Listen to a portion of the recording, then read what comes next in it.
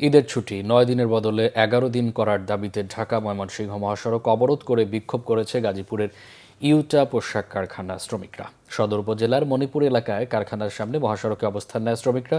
কারখানা কর্তৃপক্ষ ঈদে ৯ দিনের ছুটি ঘোষণা করলে শতাধিক শ্রমিক কাজ বন্ধ রেখে বিক্ষোভ করে। পরে সেনাবাহিনী গিয়ে শ্রমিকদেরকে বুঝিয়ে মহাসড়ক থেকে কর্মস্থলে ফেরান।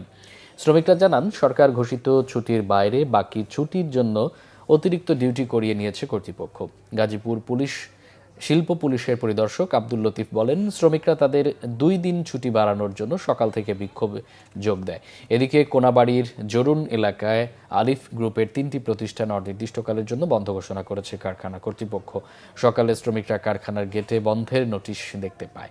শ্রমিকরা জানান, কয়েকদিন ধরেই বাৎসরিক ছুটির টাকা, ঈদ বোনাস ও চলতি মাসের অর্ধেক বেতনের দাবি জানিয়ে আসছিল তারা, কিন্তু কর্তৃপক্ষ কোনো সমাধান না দিয়ে কারখানা অনির্দিষ্টকালের জন্য বন্ধ ঘোষণা করেছে।